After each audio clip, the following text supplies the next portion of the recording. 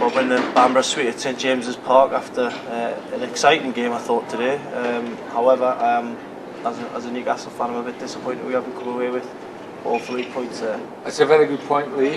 You're right, it was exciting for once, as against the Liverpool game. My neck was stiff watching one-way football, but at least today it was two teams who are not, I have to say the quality is not brilliant, but I thought it was a good game of football, and I was very pleased for Newcastle, as much as when they went 2-1 down, at least they came back and showed a bit of spirit. So if nothing else, we've got a bit of spirit there, and I think it was an entertaining game of football. I know from my point of view, commentating it was, I've had some nightmares recently, but that was a good game of commentating. So yeah, a point was a fair result. I know we're all like 3, yeah, but I don't think we can complain really. I think a point was a good result for it. It was a fair result for both sides. I mean, obviously the game got off to a ferocious start, and there was chances either end. But Newcastle got the nose in front. I think Enrique played a really nice ball through for Owen, and he was really hungry. He was pleading for the ball. He got it, and he took it away in the bottom corner. And it's good to see Michael Owen end his goal drought, isn't it? Well, Michael Owen, the one before that though, Lee, when he did, to me, it was a class of one-touch. But when he hit the post, that is a classic. Yeah. Good striker, he's so neat and tidy, and his goal, there was never much doubt. Once he stepped inside, got his right foot, he knew exactly what he was going to do. Keeper nearly got it mine, but that was a good finish, and that's what Michael Owen does. He does it better than, well, there's not many people who do it better than him in this country. I mean, obviously a lot of the papers this morning, they kind of twist Michael Owen's quote, said that he was having a hitting back at Mourinho.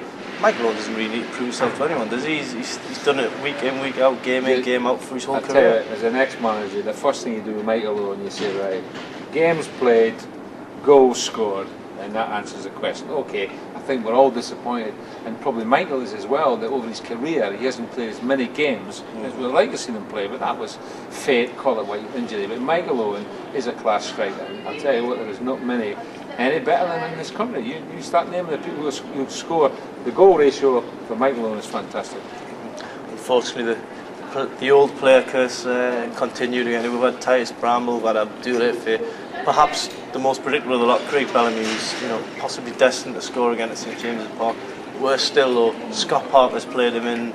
It's been a bit of a double header in that way. Double whammy. Yeah, it was disappointing, but again, with Bellamy, I think the thing about him, I was just about what Newcastle's back four, because Bellamy's got so much pace. He got caught offside like 4 or 5 times, but you just know one of these times he's going to get away with it. And as it turned out, it wasn't sort of an offside thing. It was just a good bit of football by West Ham. And I turned around in the comment and said, Bellamy scoring, which didn't go down with anybody really at this end of the country. However, to be fair, it was a good bit of football by West Ham. I would like to think that maybe we could have done better defending it, but you've got to give credit where credit's due. It was a good goal, and when he got through, it was a good finish, because we have seen Bellamy miss many chances like this in James's Park in the past. Yeah, got through 1-1, misses it. On this occasion, fate would have it.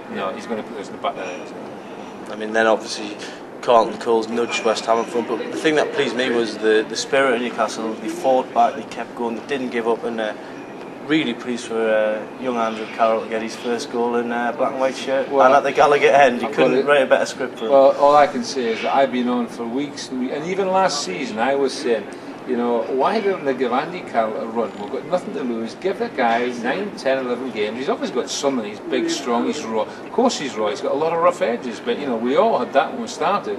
And I just think Andy Carroll, it was great. I gave him man of the match as far as I was concerned.